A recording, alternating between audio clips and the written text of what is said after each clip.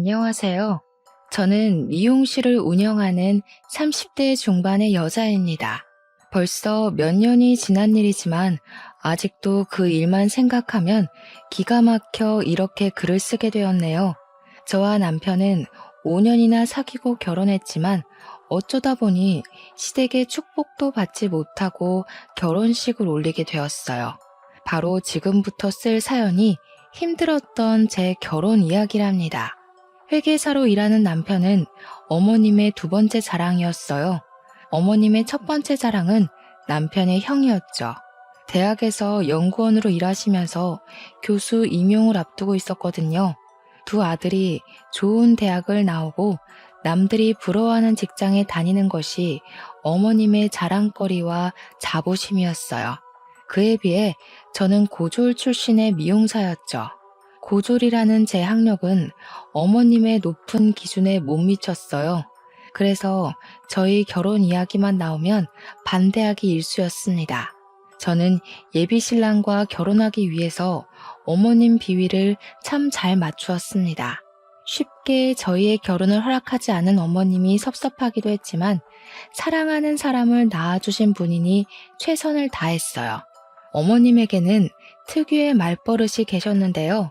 두 아들을 잘 키웠다는 공치사였죠. 내 나이 30도 안 돼서 남편 죽고 혼자 두 아들 공부시켜 서울에 있는 대학에 떡하니 입학시켰다. 그뿐인 줄 아니? 작은 아들은 회계사 만들었지 큰 아들은 곧 교수 될 거지.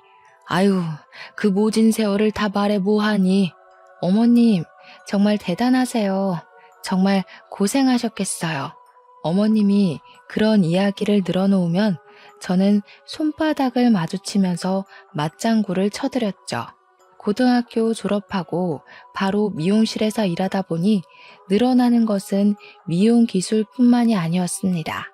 어떻게 하면 상대방 기분을 잘 맞출지 눈치도 같이 늘게 되었어요. 눈치 빠른 저는 어머님이 탐탁지 않게 생각하는 걸 알았기에 더욱 노력했습니다. 며느리 또한 아들의 능력에 맞는 고학력자를 원하셨거든요. 그런 어머님의 높은 기준을 알기에 예비 신랑의 형도 30대 중반이 넘었지만 여자를 만나지 않은 수총각이었어요. 예비 신랑 말로는 20대 때에는 몇 번의 연애를 시도하긴 했지만 어머님의 반대에 만나는 것을 포기했는지 그 뒤로 연애 소식이 없다고 했죠. 어머님은 제게도 입버릇처럼 아들과 어울리지 않는다고 말하고는 하셨어요. 잘난 아들과 제가 얼마나 어울리지 않는지 설명하는 거였죠. 너 요즘 회계사가 얼마나 잘 나가는지 알지? 공부도 많이 하고 어려운 직업이잖니. 아무나 못하는 거야. 그런데 미용사는 기술만 좋으면 고졸도 할 수 있는 거잖아. 나는 그게 사람의 급이라고 생각한다. 사람은 같은 급끼리 살아야 더 잘 사는 거 알지? 그럼요, 어머니. 회계사 되는 게 쉽나요? 너무 어렵죠. 명환 씨가 정말 대단한 것 같아요. 똑똑한 머리는 어머님을 닮았나 봐요. 제가 그렇게 맞장구를 칠 때마다 어머님은 중요한 말은 쏙 빼고 하는 저를 얄밉다는 식으로 쳐다보고는 하셨어요. 그날도 어머님에게 붙잡혀 아들과 헤어지라는 말을 빙빙 돌려 듣고 있을 때였어요. 옆에 앉아있던 예비 신랑이 결혼 이야기를 자연스럽게 어머님께 꺼냈습니다. 어머니, 저희 만난 지도 오래되었고 이제 결혼하겠습니다. 예비 신랑의 말에 어머님은 두 눈을 동그랗게 뜨고 반대하기 시작하셨죠. 이제 겨우 30살 넘은 나이에 무슨 결혼하겠다는 거니? 네 형도 아직 장가도 안 갔는데 동생이 먼저 가는 법이 어디 있어? 안 된다. 요즘은 그런 거 안 따져요. 형은 아직도 만나는 사람도 없는 것 같던데요. 저희 먼저 결혼할게요. 이번에는 예비 신랑도 마음을 단단히 먹었는지 어머님의 만류에도 끄떡하지 않았습니다. 아유, 너희 형이야 워낙 직업 좋지 인물 좋지 금방 생기지 않겠니? 그런 걱정하지도 마라. 내 아들한테 시집 안 오면 자기들만 손해지. 예비 신랑은 제 손을 꽉 잡으며 말을 이었습니다. 그러니까요. 제가 이 사람한테 장가 못 가면 손해 같아서 결혼하려고요. 그게 무슨 말이야? 네가 왜 손해봐? 어디가 모자라서 그런 말을 하는 거니? 나는 절대 너희 결혼 안 시킬 거다. 그렇게 알고 있어라. 어머님은 토라지셔서 방 안으로 들어가 버리셨습니다. 어머님 눈에는 제가 그렇게 부족한 사람으로 보이시는 건지 서운한 마음이 들었어요. 아무리 노력해도 치롱손 같은 어머님의 마음을 돌릴 수가 없었을 것 같았죠. 어머님은 제게 넌지시 첫사람이 잘 들어와야 뒷사람이 잘 들어온다는 말을 자주 하셨어요. 아직 예비 신랑 형도 결혼하지 않은 상황이었기에 제가 먼저 며느리가 되면 큰 며느리도 어머님 기준에 맞지 않은 사람이 들어올 거라고 판단하셨거든요. 그 당시 어머님은 예비 신랑 형에게 너는 사람 잘 데리고 들어오라고 자주 말씀하셨죠. 서운해도 어쩌겠어요. 사랑하는 사람과 결혼하기 위해서 감내하고 받아들여야 한다고 생각했네요. 그리고 드디어 어머님께 학수고대하던 소식이 들렸습니다. 바로 예비 신랑 형이 결혼할 사람이 있다며 집으로 데려오겠다고 했다는 거였죠. 예비 신랑도 오랫동안 기다려왔던 소식이라 너무 좋아하면서도 제 걱정을 했어요. 형이 데려온 여자분이 제약회사 연구소에 다닌다고 했거든요. 예비 신랑 형이 다니는 대학원에 여자분이 다니게 되면서 만나게 되었다네요. 좋은 학력에 좋은 직장, 딱 어머님이 원하는 며느리감이었던 거죠. 그래도 오랫동안 혼자였던 예비 신랑의 형에게 짝이 생겼다는 이야기에 축하를 했습니다. 한 사람이라도 어머님 마음에 쏙 드는 며느리가 있으면 저희 결혼도 허락해 주실 거라고 생각했거든요. 두 분은 만난 지 얼마 되지 않아 결혼 약속을 하셨다네요. 예비 신랑과 저는 5년 동안 만났지만 결혼 허락도 받지 못했기에 두 분이 부러웠습니다. 그러던 중에 어머님께 전화가 왔어요. 너 이번 주 토요일에 우리 집에 올 수 있니? 큰아들이랑 결혼할 사람이 이번 주 토요일에 생일이라는구나. 어머님이 먼저 집으로 초대해 주시다니 평소보다 더 들뜬 목소리로 대답했습니다. 그럼요, 당연히 가야죠. 몇 시에 오시기로 했어요? 저녁 6시쯤 온다고 했어. 아유, 그날은 할 게 많을 것 같네.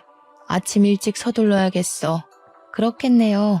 저도 6시쯤이면 괜찮을 것 같아요.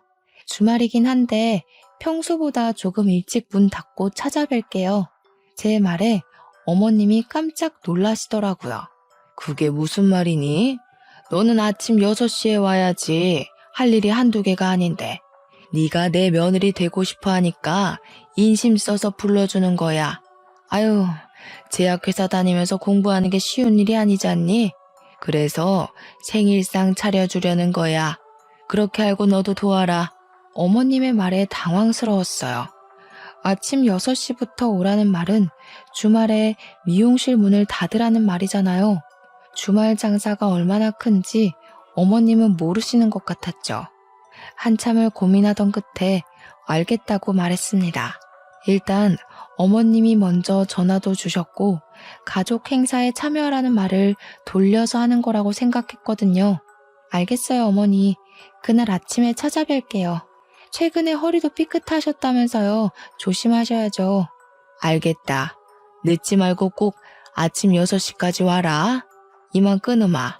어쩔 수 없이 토요일 아침에 어머님 댁으로 향하게 되었습니다. 어머님을 차에 태워 20분 정도 떨어진 시장으로 향했습니다. 시장에는 이른 시간부터 사람들로 북적였어요.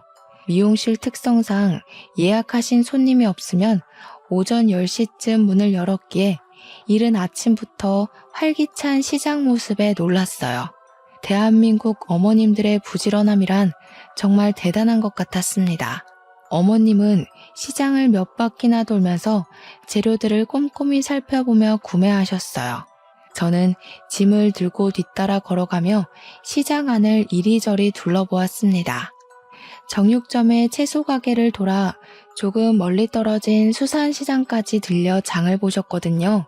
짐에 든 양손에는 이미 봉지들이 가득했기에 무슨 음식을 하실지 궁금해졌죠. 수산시장에서 꽃게를 살펴보고 계시는 어머님께 넌지시 질문을 던졌습니다. 어머님, 오늘 무슨 음식 하실 거예요? 이미 갈비랑 잡채 재료는 사신 것 같은데 장볼 게 더 남았어요? 어머님은 저를 쳐다보며 입을 삐죽이셨죠. 그거 가지고 누구 입에 붙이니? 평소 먹던 거에 몇 가지 더 올려야 표가 나지. 왜? 벌써 힘드니? 저는 고개를 좌우로 저으면서 미소를 지었습니다. 아니요? 힘들다뇨. 괜찮아요. 아유, 형님 되실 분이 좋아하실 것 같아요. 어머님이 정성껏 준비해 주시잖아요. 그럼 좋지. 제약회사 연구소에 다닌다고 하더라. 이런 좋은 인연 만나려고 그동안 우리 큰애가 여자를 안 만난 거지. 이제야 내가 옆집 옆편 애들 볼 면목이 선다니까. 큰 며느리 될 사람이 제약회사에 다닌다니까 부러워서 미치려고 하더라. 말하는 내내 얼굴에 미소가 가시지 않았죠. 그동안 친구분들에게 면이 안 서셨다고 하셨어요. 친구분들 며느리는 다 대기업 출신이거나 사자가 붙은 사람들이라나요? 일단 제 직업도 사자가 붙어 있었지만 어머님 기준에는 학력 미달이었죠. 교양과 학식을 갖춘 분이라는 생각을 하니 오늘 처음 만나게 될 미래의 형님에 대한 기대감이 높아져 갔습니다.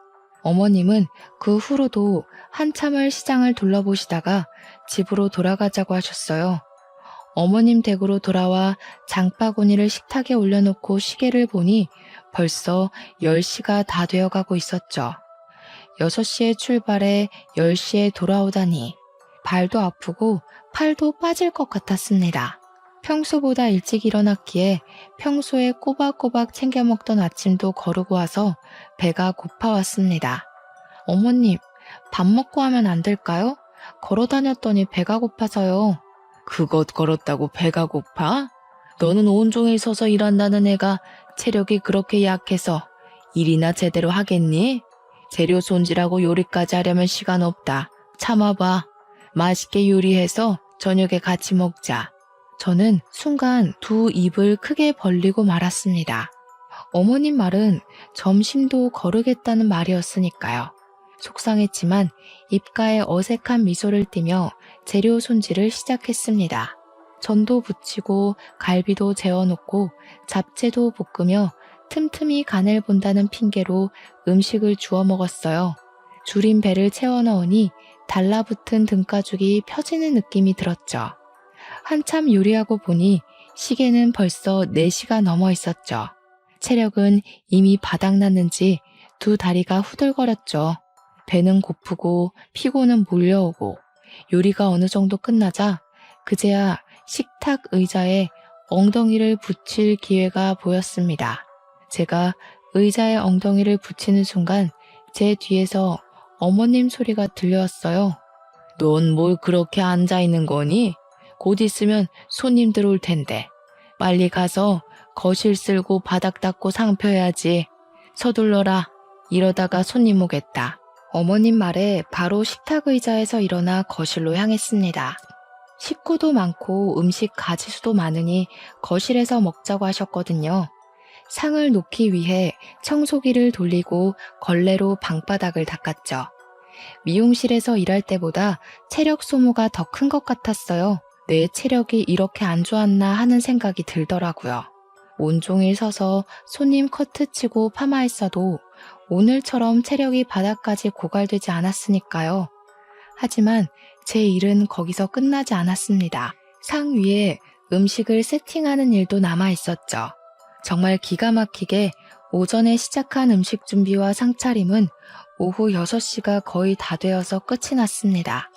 가장 먼저 도착한 사람은 예비 신랑이었죠. 그는 오자마자 제 어깨를 토닥이며 고생했다고 말해주었어요. 정말 고생했어. 오늘 회사에 중요한 미팅만 없었으면 빠졌을 텐데 미안해서 어떡하지? 어머니께 나가서 먹자니까 한사코 집에서 생일상 차리겠다고 하셔서 자기한테 너무 미안해. 괜찮아. 어머님이 불러줘서 너무 좋았어. 그리고 도와드리길 너무 잘한 것 같아. 하루 동안 시장 보고 음식 재료 준비하고 요리했는데 너무 힘들었어. 어머님 혼자 있다면 힘드셨을 거야. 그렇게 생각해줘서 너무 고마워. 역시 자기밖에 없다. 이렇게 다정한 예비 신랑이 있으니 어머님 구박에도 헤어질 수가 없었죠. 너무 사랑스럽고 듬직하잖아요. 그를 얻을 수만 있다면 어머님의 더한 구박도 참아낼 수 있었어요. 그때 예비 신랑 형이 예비 형님을 데리고 들어오셨어요. 제약회사 연구소에서 일한다고 들었기에 저는 당연히 공부만 하고 꾸미지 않은 수수한 여자분일 거라고 생각했죠. 하지만 집으로 들어온 여자분은 머리끝에서 발끝까지 세련되게 꾸몄더라고요. 손에 들고 있는 가방도 한정판 명품이었죠. 예비 형님의 세련된 취향과 꾸미는 걸 좋아하시는 것 같아 저와 잘 맞겠다 싶었습니다. 패션이나 미용 이야기를 하면서 친해질 수 있겠다고 생각했거든요. 집 안으로 들어온 예비 형님은 어머님께 활짝 웃으며 인사했어요. 어머니, 잘 지내셨어요? 생일까지 챙겨주셔서 너무 감사해요. 어머님은 형님의 두 손을 잡으셨어요. 이제 우리 집 사람이 될 텐데 내가 챙겨야지. 배고프지? 어서 와서 밥부터 먹자. 정말 고생하셨겠어요. 너무 감사해서 어떡하죠? 회사 사람들도 시집 잘 간다고 부러워하는 거 있죠? 아이고, 말도 참 예쁘게 하네. 그래, 나도 내 자식이라고 생각하고 차린 거니까 마음껏 먹어. 저는 어머님 옆에 서서 처음 보는 예비 형님께 인사를 드렸습니다. 안녕하세요. 처음 뵙겠습니다. 명환 씨랑 만나고 있는 최민영이라고 해요. 잘 부탁드려요, 형님. 안녕하세요. 만나서 반가워요. 명석 씨한테 동생이 오랫동안 만난 여자친구가 있다고 들었어요. 오늘 만날지 몰라서 선물은 어머님 것만 준비를 해왔네요. 형님은 어머님께 쇼핑백을 건넸습니다. 뭘 매번 이런 걸 준비해와. 어서 앉아서 밥 먹자. 가족들이 상에 둘러앉자 저도 잽싸게 예비 신랑 옆으로 자리를 잡고 앉았습니다. 그 순간 어머님이 저를 보며 말했어요. 너까지 앉으면 어떡해? 부엌에 가서 음식 가지고 와야지. 가서 갈비도 더 가져오고 잡채도 더 퍼와라. 저는 어색한 미소만 지으며 다시 자리에서 일어나야 했습니다. 잡채와 갈비를 그릇에 담아 상 위에 올려놓으니 이번에는 국을 더 가져오라고 하더라고요. 저는 다시 자리에서 일어나야 했습니다. 그때 예비 신랑이 일어나서 부엌으로 따라 들어왔어요. 자기야, 내가 할게. 들어가서 밥 먹어.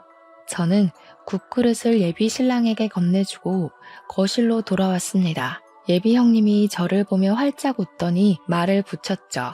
어머, 미용실 하신다고 들어서 그런지 패션 감각이 좋은 것 같아요.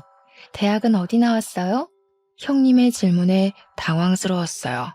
미용실에서 갑자기 대학 이야기가 왜 나올까요?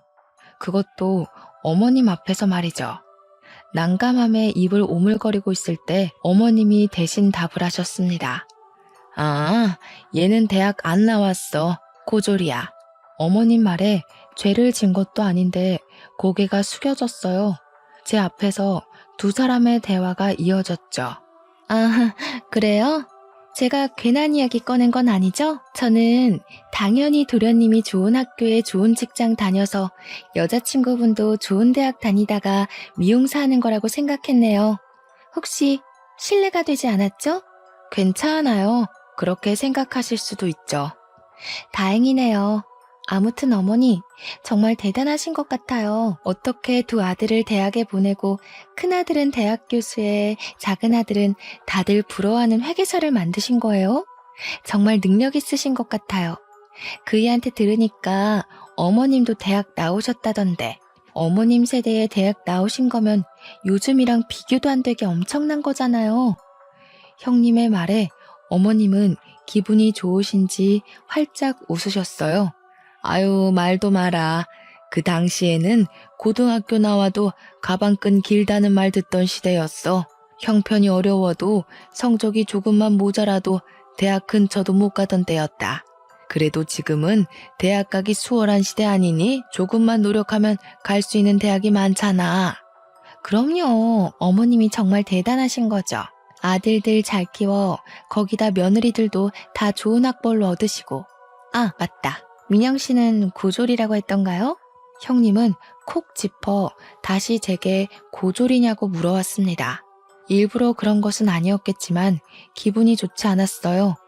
네, 미용고 졸업 후에 바로 미용실에 취직했거든요. 아유, 고등학교 졸업하고 바로 취업이라니. 많이 힘들었겠어요. 그렇게 힘들지 않았어요. 미용사가 되는 게 어릴 때부터 꿈이었으니까요. 미용사가 뭐가 대단하다고 꿈씩이나 된다니? 세상에 얼마나 좋은 직업이 많은데. 어머님 말에 밥을 먹다가 밥알이 목에 걸려 콜록거렸습니다. 어머님에게는 제 꿈이 다른 직업보다 하찮게 보이셨을까요? 저는 어릴 때부터 소중히 키워서 이룬 꿈인데 말이죠. 예비 신랑은 제 손을 잡고 자리에서 일으켜 세웠어요. 어머니, 제발 그런 말 좀 그만하세요. 학력 가지고 사람 우습게 보는 거 창피하지도 않으세요? 이 사람 미용실 하면서 저보다 돈 더 많이 벌어요. 능력으로 따지면 저보다 더 뛰어난 사람이에요. 자기야, 일어나, 가자. 제가 자리에서 일어나자 어머님이 저를 보면서 쏘아붙이셨어요. 너는 어디서 배워먹은 버르장머리냐?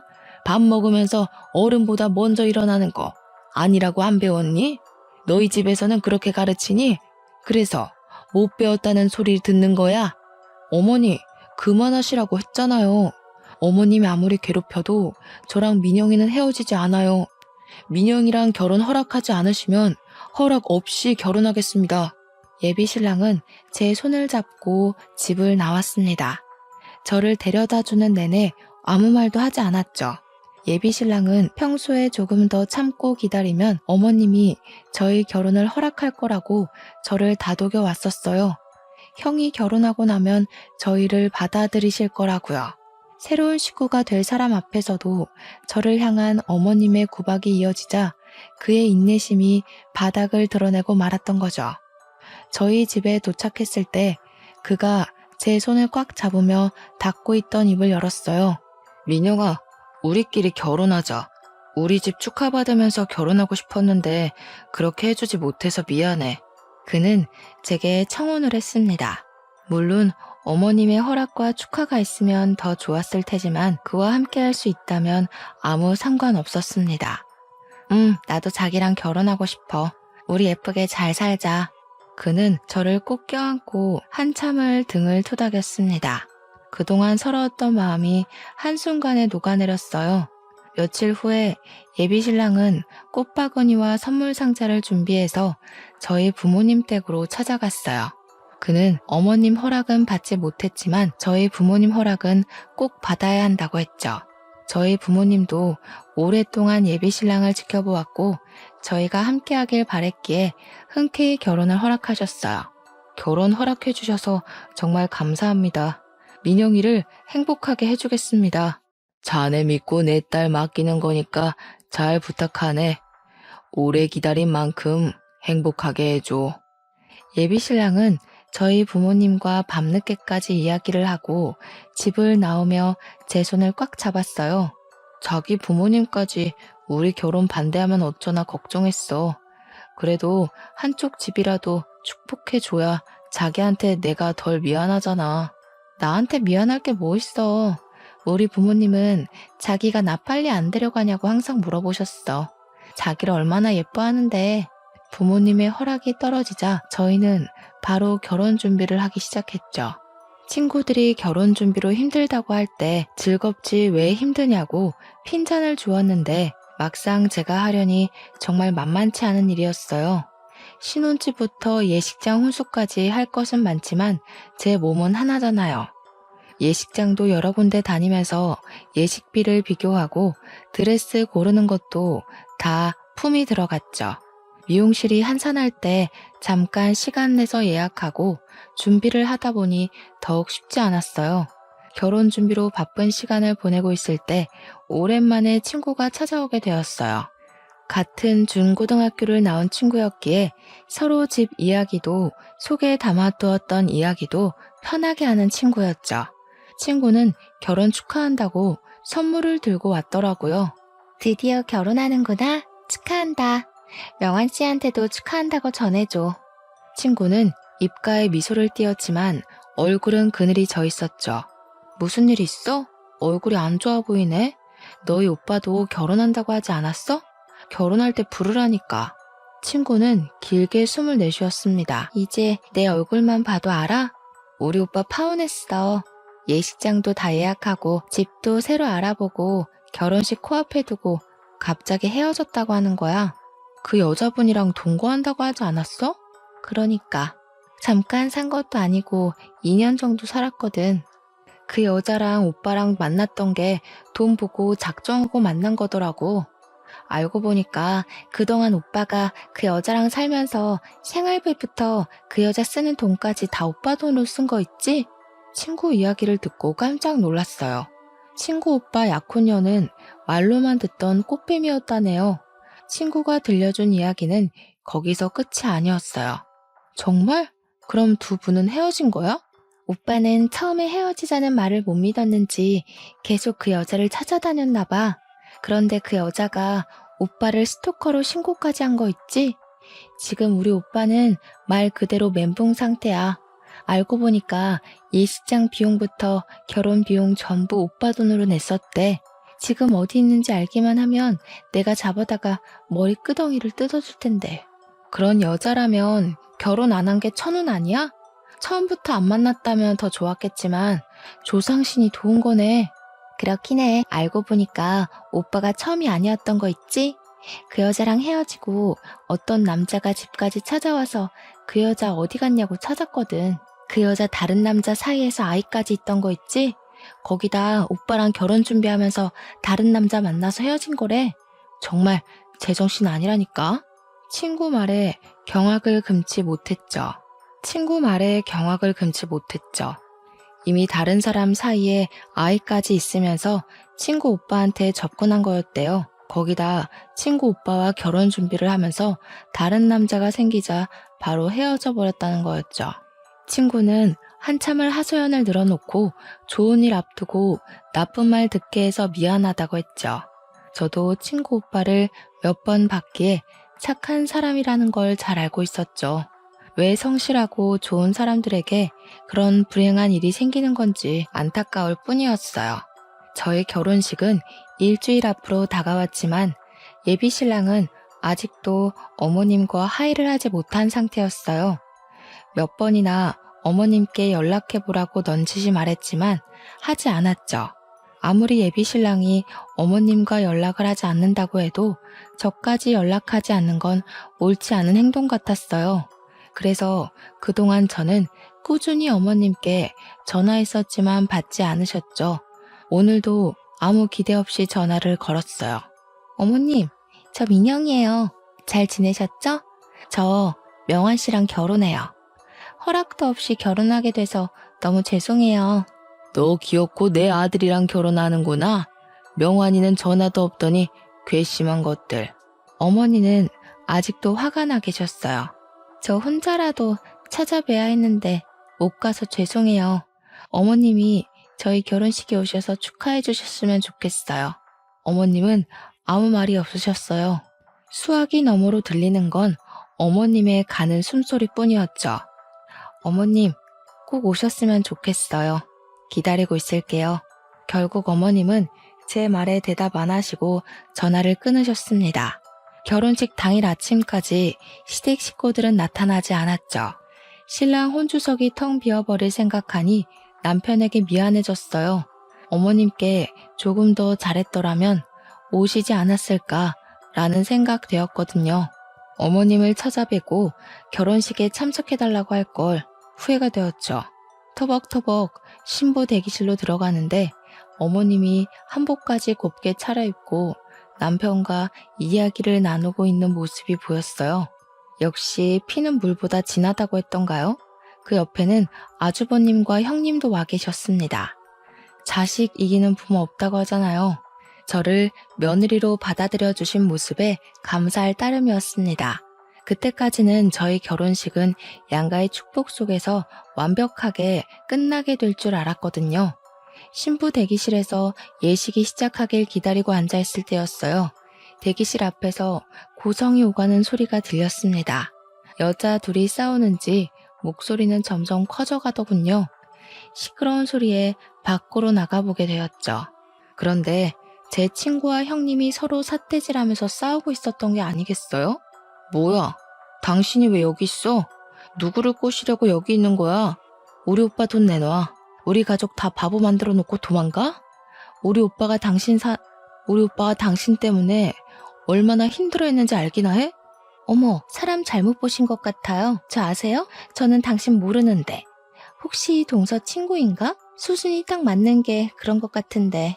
그 순간 친구는 형님의 머리를 쥐어잡고 흔들기 시작했습니다. 형님의 비명이 예식장 홀을 가득 채웠죠. 무슨 일이야? 일단 이러지 말고 말로 해. 형님의 머리를 흔들던 친구는 그제야 형님에게서 떨어졌습니다. 미안해. 나도 모르게. 이 여자를 보고 순간 화가 치밀어서 내가 말한 그 여자야. 우리 오빠를 씹던 껌처럼 단물 빠지니까 버리고 도망간 그 여자, 이 여자라고. 친구 말에 놀라 형님을 쳐다보았죠. 그때 어머님이 오셔서 머리가 엉망이 된 형님을 바라보셨습니다. 무슨 일이야? 왜 싸운 거야? 너 머리가 왜 흥크러진 거야?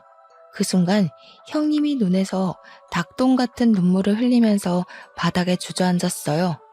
어머님은 형님을 토닥이며 달래기 시작하였죠. 저는 친구를 데리고 신부 대기실로 들어갔습니다. 지금 상황에 대해 이야기를 듣고 싶었거든요. 친구 말만 들으면 형님은 친구 오빠를 버리고 간 꽃뱀이었으니까요. 정말? 확실한 거야? 우리 형님이 너희 오빠 버린 거 맞아? 우리 형님이 확실해? 정말이라니까. 저 여자가 틀림없어. 내가 2년이나 봤는데 몰라보겠어? 그런데 형님이라니 무슨 말이야? 그때 어머님이 신부 대기실로 들어오면서 제게 삿대질을 하셨습니다. 너는 어떻게 된 애가 친구까지 그 모양이냐? 정말 좋게 보려고 해도 좋은 구석이 있어야 좋게 보지. 교양 없이 이게 무슨 짓이야? 사람을 잘못 봤으면 죄송하다고 사과를 해야지. 내 며느리를 그런 여자하고 같은 취급을 해? 이래서 사람 가려받으려고 했던 거야. 알겠니? 어머니, 그게 아니라요. 친구 오빠랑 결혼 약속까지 하고 버린 여자가 형님이래요. 뭐야? 어디서 그런 여자를 네 형님이라고 들먹여? 아무리 못 배웠어도 그런 말하는 건 아니지. 그때 남편이 신부 대기실로 뛰어들어오면서 제 손을 잡았습니다. 어머니가 그렇게 형수에 대해서 잘 알아요? 오늘이 무슨 날인지는 알고 그런 말씀 하시는 거예요. 오늘 저희 결혼식이에요. 그럼 축하는 못할 망정 면박을 주는 건 아니죠. 여기 제 처가 식구들까지 계세요. 제 아내에게 이런 식으로 말씀하시는 거 제 얼굴에 침 뱉으시는 거예요.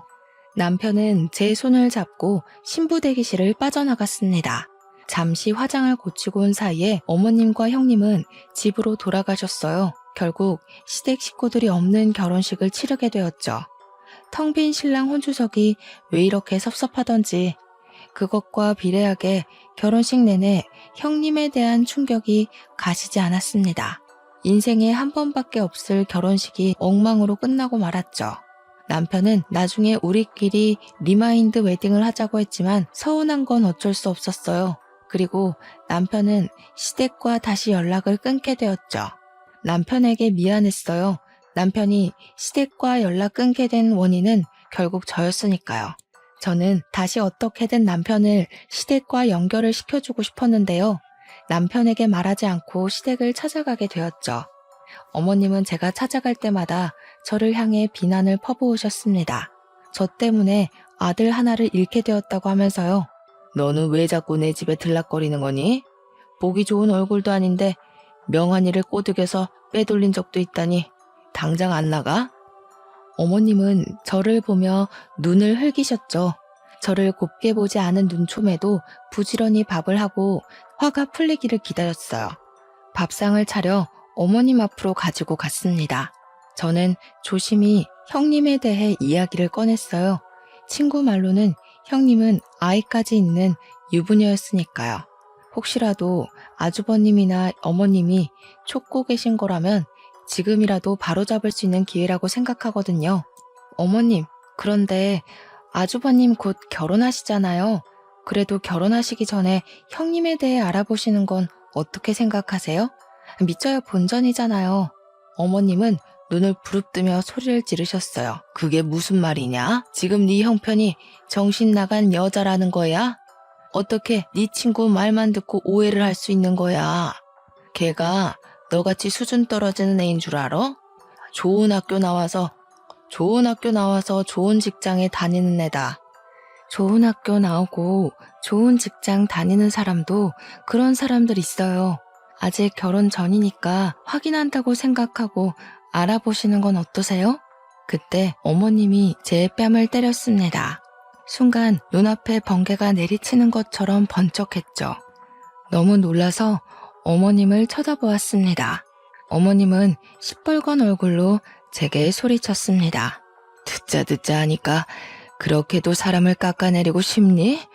좋은 학교, 좋은 직장 다니는 게 그 사람의 능력을 평가하는 거다. 그 사람이 평소에 어떻게 살아왔는지 알려주는 거라고. 너 같은 애는 죽었다 깨어나도 못하는 거지. 당장 나가, 꼴도 보기 싫으니까. 저는 붉은 뺨을 감싸주고 시댁을 나오게 되었습니다. 제 딴에는 걱정돼서 드린 말이었지만 손찌검 하실 정도로 기분이 나쁘셨던 걸까요? 서운하고 섭섭했습니다. 집에 도착했지만 어머님에게 맞은 뺨은 아직도 자국이 남아있었죠. 현관문을 열기 전에 손거울로 붉은 뺨을 슥슥 비벼 문질렀어요. 그래도 붉은기는 사라지지 않더라고요. 어쩔 수 없이 조심히 문을 열고 안으로 들어갔습니다. 남편이 집에 먼저 와 있었어요. 한 손으로 붉은 뺨을 가리고 남편에게 다가갔습니다. 자기 먼저 와 있었어? 배고프지? 뭐 먹을까? 남편은 제게 다가오며 고개를 쭉 내밀었습니다. 얼굴은 왜 가리고 있는 거야? 무슨 일이 있었어? 어깨를 움찔하는 순간 남편이 얼굴을 가리고 있는 손을 내렸어요. 남편은 붉게 부은 뺨을 보고 두 눈을 부릅떴죠. 얼굴이 왜 이래? 이거 손자국 아니야? 누가 이런 거야? 남편의 질문은 쉴 새 없이 이어졌죠. 하지만 질문에 대답해 줄 수가 없었어요. 아, 그게 어쩌다 보니까 이렇게 됐네? 저는 대답을 얼버무렸습니다. 차마 어머님이 했다고 말 못하겠더라고요. 오늘 미용실 쉬는 날이잖아. 오늘 어디 다녀온 거야? 아내 얼굴에 붉은 손자국을 보고 어떤 남편이 진정하겠어요. 거짓말로 이 상황을 넘겨볼까 했지만 적당히 핑계도 생각나지 않았습니다. 남편에게 별일 아니라고 말해보았지만 남편은 집요하게 물어보았죠. 한참 실랑이를 하다가 결국은 이실직고하게 되었어요. 사실 오늘 어머님 댁에 다녀왔거든. 이야기 도중에 형님 이야기가 나와서 한번 알아보시라고 했는데 순간 남편의 얼굴이 커다래지더군요. 어머니가 당신을 때린 거야? 그 말했다고 당신을 때려? 남편은 아랫입술을 파르르 떨더니 집 밖으로 뛰쳐나갔어요. 남편과 시댁에 도착하자 아주버님과 형님이 어머님과 같이 식사를 하고 있었습니다. 어머님이 민영이 뺨 때렸어요? 말로 하면 되시지 왜 손찌검 하세요? 왜 하다니? 맞을 만한 짓을 했으니까 때렸지.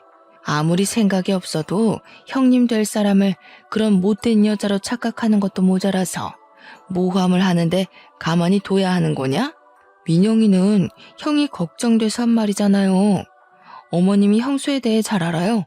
결혼 전에 알아보라고 한 말이 그렇게도 거슬렸어요. 식탁에 앉아 식사하시던 아주버님도 그 자리에서 벌떡 일어났습니다. 너 말 조심하네? 지금 네가 무슨 말 하는지 알고나 있는 거야? 사람을 의심해도 적당해야지. 내가 사랑하는 사람에 대해 모른 채로 결혼하려 했을 것 같아? 재수씨, 저 사람한테 자격지심이 있는 거 아니야? 학벌로도 직업적으로 못 이기니까 친구 이용해서 헛소리 퍼뜨린 거 아니냐고. 지금 민영이가 없는 말 지어냈다는 거야? 형수한테 자격지심 느낀다고? 뭐가 부족해서 민영이가 자격지심을 느낀다는 건데 친구가 아이도 있다고 하니까 잘 알아보라고 말한 게 잘못된 거야? 사실도 아닌 일을 사실처럼 말하는 걸 허언증이라고 하는 거야. 순식간에 남편 주먹이 아주버님 얼굴에 내리꽂혔어요. 둘은 뒤엉켜 싸우기 시작했습니다. 어머님은 두 아들이 싸우는 모습을 보고 저를 향해 삿대질을 하셨습니다. 너 하나 때문에 우리 집안이 이게 뭐냐? 이제까지 한 번도 말싸움조차 안 하던 아이들인데 네 주둥아리 하나 때문에 내 아들이 싸우는 거 아니야? 이래서 내가 너를 싫어한 거야. 얼굴만 봐도 재수가 없으니까. 어머님이 보시기에 시댁의 모든 분란은 저로부터 시작하는 거였죠. 아주버님까지 저를 자격지심 덩어리로 보고 계실 줄은 생각하지 못했습니다. 제 딴에는 시댁 식구들이 불행을 겪기 전에 막아보자고 꺼낸 이야기였지만 더 큰 불행만 가져온 꼴이었죠. 저와 형님이 각자 남편들을 붙잡고 나서야 두 사람은 마주 잡은 멱살을 놓았습니다. 남편은 아직도 잔뜩 상기된 얼굴로 아주버님을 쏘아보았어요. 나 진짜 형한테 경고했어. 잘 알아보라고. 이 뒤에 무슨 일 생겨도 우리 탓하지 마. 끝까지 그런 말도 안 되는 소리 할래? 재수씨랑 결혼했다고 너도 재수씨 닮아가는 거야? 어디서 멍청할 말만 짓거리는 거야? 남편이 다시 아주버님에게 달려들려고 하자 저는 남편을 꽉 붙잡았습니다. 그만해 명환씨. 우리 그만 가자. 제발 집으로 돌아가자. 남편은 아주버님을 보며 한참을 씩씩거리다가 제 손을 붙잡고 시댁을 빠져나왔어요. 돌아가는 차 안에서 퉁퉁 부은 남편의 얼굴을 보고 있으려니 속상했습니다. 어디서부터 잘못된 것인지 남편과 시댁 식구들이 다시 가까워지길 바라면서 그동안 꾹꾹 참고 노력해왔던 모든 것이 무너져 버렸어요. 그 뒤로 저도 시댁에 발을 끊어버렸습니다. 저로 인해 시댁에 분란만 생긴다면 더 이상 시댁 일에 개입하지 않는 것이 현명하다고 생각했죠. 어긋난 사이는 메꿀 수가 없었고 결국 남편과 저는 아주버님 결혼식에 불참하게 되었습니다. 남편은 가족 없이, 형은 동생 없이 결혼식을 치르게 된 것이었죠. 형님 내외가 결혼한 지 2달쯤 되었을 때였어요. 어머님이 먼저 제게 전화를 하셨어요. 너 오늘 쉬는 날 아니니? 와서 밥 좀 해라. 마당에 잡초 뽑다가 허리가 삐끗했는지 통 움직일 수가 없네. 온 김에 청소도 하고 가고.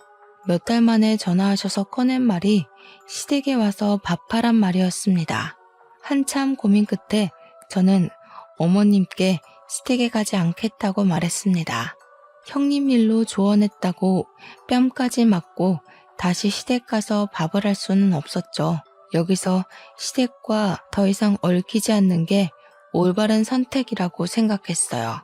죄송해요 어머니. 이제 어머님 댁에 안 갈 생각이에요. 제가 가면 시댁에 분란만 일어나잖아요. 안 가는 게 좋을 것 같아요. 제 말이 끝나자마자 어머님의 고함이 핸드폰 너머로 들려왔습니다. 뭐야? 시어머니가 오라면 아무 말 없이 와야지. 뭐가 어쩌고 저째? 안 갈 생각이에요? 어머님, 죄송해요. 통화 오래 못할 것 같아요. 이만 끊을게요. 먼저 전화를 끊어버렸습니다. 그 뒤로 바로 어머님이 전화를 거셨지만 무시하고 받지 않았죠. 바로 다음 날 어머님은 형님을 데리고 함께 미용실로 찾아오셨어요. 두 사람은 가게로 들어오자마자 손님 머리에 파마를 말고 있는 제게 삿대질을 하면서 소리치셨습니다. 너는 시어머니 말도 안 끝났는데 어디서 먼저 전화를 뚝 끊니? 아무튼 못 배운 티를 내지. 교양 없이 시어머니가 아파서 누워있으면 바로 달려와서 밥하고 청소하고 해야지. 뭐? 다시는 안 가? 동서, 진짜 그러는 거 아니야. 어머님이 동서 부족한 거 알아도 며느리로 받아주려고 얼마나 노력하시는데 사람 성의를 그렇게 무시하면 안 되지. 형님까지 저를 향해 소리치는 모습에 어이가 없었습니다. 교양은 누가 없는 것인지 남의 영업장에 와서 고성방가라뇨. 교양은 두 분이 더 없어 보이시네요. 지금 일하는 거 안 보이세요? 여기 제가 일하는 직장이에요. 그렇게 큰 소리로 영업 방해하시면 아무리 가족이라도 신고할 거예요. 어머님 얼굴이 시뻘개지기 시작하면서 언성이 높아지기 시작했습니다. 뭐? 영업 방해? 신고? 이게 이제 내 아들이랑 결혼했다고 배째라는 거냐? 싹수가 노래가지고. 그때 미용실 안으로 남자 손님 한 분이 걸어 들어왔습니다. 남자와 눈이 마주친 형님은 소스라치게 놀라며 소리를 꽥 지르면서 바닥에 주저앉았습니다. 남자는 형님을 보며 화를 내기 시작했어요. 내가 얼마나 찾았는지 알아? 애를 낳았으면 책임을 져야지. 버리고 달아나면 내가 못 찾을 줄 알았어? 학교는 보내야 할 거 아니야. 내년에 학교 가야 할 나이인데 출생신고도 아직 못했잖아. 형님은 얼굴이 새파랗게 질려 남자를 향해 손을 내저었습니다. 지금 무슨 말 하는 거예요? 저는 당신 몰라요. 뭐야? 인간 쓰레기라는 건 알고는 있었지만 끝까지 이럴 거야? 애 키우라는 말하지 않을 테니까 제발 출생신고 좀 해주라고. 두 눈을 동그랗게 뜬 어머님은 남자를 향해 소리쳤습니다. 지금 누구더러 그런 말을 하는 겁니까? 출생신고요? 제가 누군지 알고 그런 막말을 하는 거야. 저 여자가 제 딸아이 엄마입니다. 결혼한 상태로 처녀 행세하며 아이만 낳아놓고 도망가 버렸어요. 저 여자를 찾아 여기저기 돌아다녔어요. 그런 미친 여자가 내 며느리라는 말이에요? 사람 잘못 봤어요. 제가 어느 학교 나온 애인 줄 알기나 해요? 제약회사 연구소에 다니는 애란 말이에요. 네, 저도 알고 있습니다. 저도 같은 학교 나왔거든요. 걱정하지 마세요. 저도 다시 저 여자 데리고 갈 생각 없습니다. 제 딸 출생신고만 해주면 되니까요. 어머님은 목덜미를 잡고 바닥으로 주저앉으셨습니다. 형님은 그 순간에도 남자를 향해 자기는 아이 엄마가 아니라고 소리를 질러댔죠. 사람 잘못 봤다고 했잖아요. 난 애를 낳은 적도 없단 말이에요. 왜 생사람 잡고 그래요? 계속 이런 식으로 나오면 혼인빙자로 경찰서에 신고할 수밖에 없어. 나 말고 다른 남자한테도 결혼하자고 꼬드겼던데 아직도 그 버릇 못 고쳤나 봐. 저 혼자 이 혼란스러운 상황을 정리할 수가 없었습니다. 두 사람은 소리를 지르며 싸우고 어머님은 바닥에 주저앉아 통곡하셨죠. 미용실 문을 닫고 남편에게 전화를 걸었습니다. 자기야, 미용실로 와줄 수 있어? 지금 어머님이랑 형님이랑 미용실에 오셨는데 난리가 나서 긴 말은 나중에 할게. 빨리 와. 남편은 알겠다고 말하며 전화를 끊었습니다. 그리고 30분 뒤에 남편과 아주버님이 미용실에 도착했습니다. 형님은 아주버님이 등장하자 이제 얼굴이 새파랗게 질리다 못해 보라색이 되어가고 있었죠. 미용실에 도착한 남편은 눈치로 지금 상황을 이해했는지 그 남자에게 말을 걸었습니다. 무슨 일인지 다시 설명 좀 해주시겠습니까? 저희가 이제 와서 상황이 파악이 안 되네요. 남자는 남편과 아주버님에게 다시 이야기를 시작했습니다. 저와 저 여자는 대학 선후배 사이였습니다. 제가 졸업하고 친한 후배를 만나러 학교에 갔다가 후배 소개로 알게 된 사이였죠. 연인이 되고 동거를 하던 와중에 아이가 생겼어요.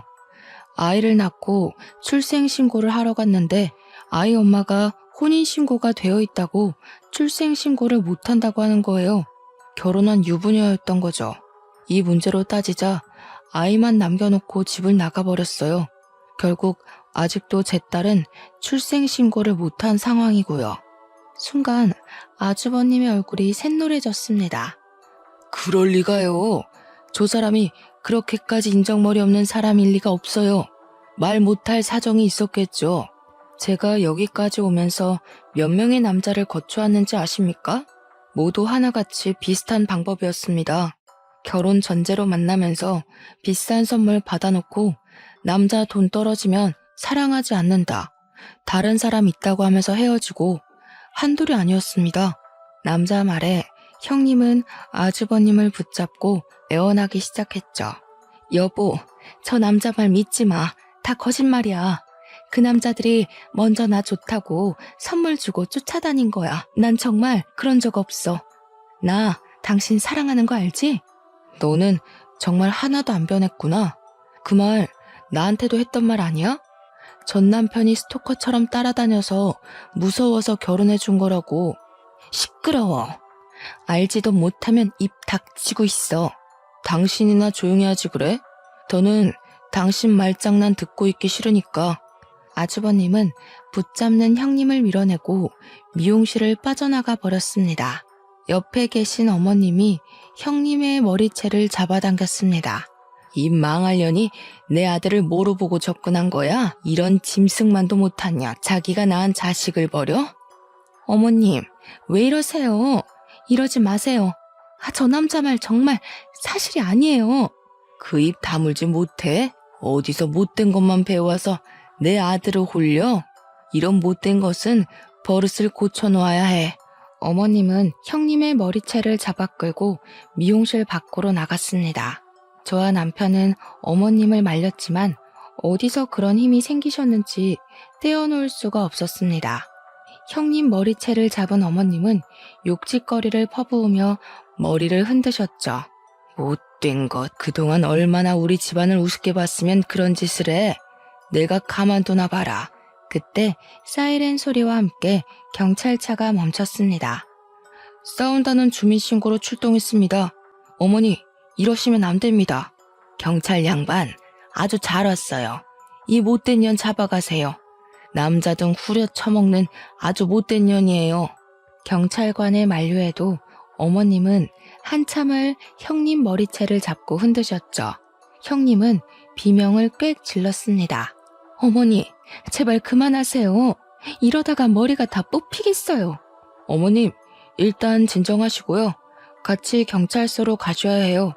신고가 들어와서 일단 조사를 받으셔야 하거든요. 아무리 못된 사람이라고 해도 이렇게 머리를 죄다 뜯어놓으시면 어떻게 합니까? 그럼 내 아들이 인연한테 당했는데 가만히 있어야 한단 말이야? 진정하시고 일단 경찰서로 같이 가세요. 계속 이러시면 가중처벌 받으세요. 어머님과 경찰관의 한참 실랑이 끝에 형님 머리를 잡은 손에 놓으셨어요. 어머님의 손에는 시커먼 머리카락이 한가득 뽑혀 있었죠. 가중처벌? 왜 내가 받아? 가중처벌은 저 못된 년이 받아야지. CCBB는 일단 경찰서로 가셔서 따지세요. 보호자님도 같이 가주셔야겠습니다. 어머님은 아직도 흥분이 가시지 않으셨는지 경찰차에 올라타는 순간에도 숨을 몰아내셨습니다. 옆에 서 있던 남편이 보호자로 경찰서에 가게 되었죠. 남편이 집으로 돌아와서야 경찰서 상황을 들을 수가 있었습니다. 그 남자의 말이 다 사실이라고 하더라고요. 남자와 형님 사이에는 올해 7살 딸이 있었고 아직도 출생신고를 하지 못했다고 해요. 현행범으로 혼외자는 친모가 등록해야 한다고 하네요. 그래서 딸은 그동안 국적이 없는 무국적자로 살아야 했던 거죠. 딸을 학교에 보내기 위해 그동안 형님을 계속 찾아 헤맸다고 하네요. 형님이 친구 오빠처럼 이용하고 버린 남자는 좋기 5명은 넘는다고 했죠. 그 일이 일어난 지 며칠 뒤 제 친구에게 연락이 왔습니다. 야, 혹시 너희 가게로 어떤 남자 안 찾아왔어? 우리 오빠한테 너희 형님 이야기 했었거든. 근데 오빠가 그 여자 전 남자한테 너희 가게 이름을 알려줬다는 거 있지? 그거 나한테 이제야 말하는 거야. 한 발 늦은 친구의 소식에 저는 친절하게 그간 이야기를 해주었습니다. 친구가 자지러지게 웃는 소리가 핸드폰 너머로 들려왔죠. 아무튼 잘 됐지. 너한테 형님 이야기 들었을 때도 찝찝했는데 그 남자 이야기 들으니까 정말 이건 아니다 싶었어. 아주버님하고 형님은 결국 이혼하게 될 것 같아. 아무튼 그 못된 년 콩밥을 먹여놔야 하는데 이혼으로 안 되지. 친구는 아직도 형님에 대한 악감정이 남아있는 상태였죠. 한참 형님 욕을 하고서 저와 전화를 끊었습니다. 그 일 직후 결국 아주버님은 형님과 이혼하게 되셨죠. 처음부터 몰랐으면 모를까 모든 진실을 알고 난 후 감당하기 힘드셨던 거겠죠. 남편 말로는 형님은 아주버님과 이혼 못한다고 버티고 있어서 이혼 소송으로 가게 될 것 같다고 했어요. 아주버님과 형님만 갈라선 게 아니었습니다. 저도 시댁과 갈라서기로 했죠. 남편에게 시댁 일에 더는 신경 쓰고 싶지 않다고 말했어요. 한번 시댁 일에 신경 끊고 살아보니 스트레스도 안 받고 마음이 편안해졌거든요. 시어머니의 막말도 억지스러운 주장도 듣지 않아도 되었으니까요. 남편도 저를 존중해 주었습니다. 남편은 시댁 일은 자신도 신경 쓰지 않는 문제이니 제게도 신경 쓰지 말라고 했죠. 이미 남편은 형에게 더는 어머님 일에 관여하고 싶지 않다고 말했다네요. 아주버님도 남편 의견에 동의했다고 합니다. 그간 경고를 무시해서 미안하게 되었다고 사과도 하셨다네요. 그렇게 저희 부부는 어머님과 절연을 하게 되었습니다. 하지만 어머님은 제게 미련을 못 버리셨는지 수시로 전화를 하셨어요. 너는 시어머니가 충격으로 쓰러져 있는데도 코빼기도 안 비추냐? 내가 너를 그동안 얼마나 좋게 봤는데 이럴 수가 있니? 죄송해요, 어머니. 일도 바쁘기도 하고 저희는 이제 어머님 일에 신경 쓰지 않기로 했어요. 그러니까 이런 전화하지 않으셨으면 해요. 불편하거든요. 뭐? 지금 그걸 말이라고 하는 거냐? 전화하지 않았으면 좋겠어. 불편해? 어디서 배워먹은 말버릇이야? 어머님은 형님 일로도 하나도 안 변하셨네요. 제가 그동안 어머님께 얼마나 노력한지 잘 아시잖아요. 그런데도 제 학력 가지고 구박하시고 조언 드려도 제 뺨을 때리셨죠. 제가 제정신이 아니고서야 계속 어머님 얼굴을 볼 이유가 없을 것 같아요. 오죽하면 어머님 아들이 먼저 절연 선언을 했겠어요. 제 말에 어머님은 한참이나 아무 말 없으시더니 전화를 뚝 끊으셨습니다. 그 뒤로 다시는 제게 전화를 거시지 않으셨습니다. 그 일이 일어나고 몇 달 후에 미용실로 반가운 손님이 찾아왔어요. 그 남자분이 딸과 함께 찾아왔거든요. 남자분은 딸 손을 꽉 잡고 제게 고맙다고 인사를 했어요. 그날은 정말 죄송했어요. 저희 때문에 미용실 영업에 방해되셨죠? 결국은 문까지 닫으시고. 아니에요. 잘 해결되었으니 잘 됐어요. 덕분에 딸이 드디어 주민등록번호를 가지게 되었어요. 내년에 학교도 갈 수 있게 되었고요. 딸아이는 저를 향해 꾸벅 인사했어요. 뭘 알긴 하는 건지 제게 감사하다고 말하는데 너무 귀여웠습니다. 저는 아무것도 한 일이 없었지만 아이의 웃는 얼굴을 보니 뿌듯하고 기분이 좋아졌죠. 사람은 태어날 때부터 귀천이 없다고 하잖아요. 없이 산다고 또 배우지 못했다고 천하지 않다는 걸 다시 깨닫게 되었죠. 언제든 딸 데리고 오세요. 꼬마 손님은 공짜로 해드릴게요. 남자는 고맙다고 인사를 하고 미용실을 나갔어요. 벌써 이 일이 있던 것도 5년이나 지났네요. 5년 동안 저희 부부는 시어머니와는 연락을 주고받고 있지 않고 있어요. 남편은 아주버님과 간단한 안부 정도는 주고받는 것 같긴 하지만요. 어쩌면 저보고 냉정하다고 할 사람도 있겠죠. 하지만 저는 그동안 최선을 다했다고 말하고 싶어요. 고졸 출신이라고 무시하고 제 노력을 보지 않고 밀어낸 건 어머님이었으니까요. 그 후 친구에게 들은 이야기를 조금 덧붙이자면요. 형님은 그동안 만났던 남자들에게 혼인빙자죄로 고소를 당했다고 해요. 어느 정도 그 죄가 인정되는 금전적으로 입었던 손해는 어느 정도 보상을 받을 수는 있었다네요. 그래도 마음에 남은 상처는 보상받을 수 없잖아요. 친구 오빠는 그 뒤로 가족들에게 비혼을 선포했다고 하더라고요. 그 후에는 누구도 형님이 무엇가 하고 사는지 모른다고 하네요. 직장도 그만두고 주위 사람들과 연락까지 끊어버리고 흔적도 없이 잠적해버렸죠. 짧은 제 생각으로는 다시 희생양이 될 남자를 찾아 헤매고 있지 않을까요? 평생 살아온 버릇을 고치긴 힘드니까요. 또 어떤 사람이 형님의 진실한 모습을 보지 못하고 희생될지 걱정이네요. 하지만 그 사람 또한 마음속을 보지 않고 화려한 것만 보려 한다면 또다시 형님에게 속게 되겠죠. 이만 긴 글을 줄여야겠어요.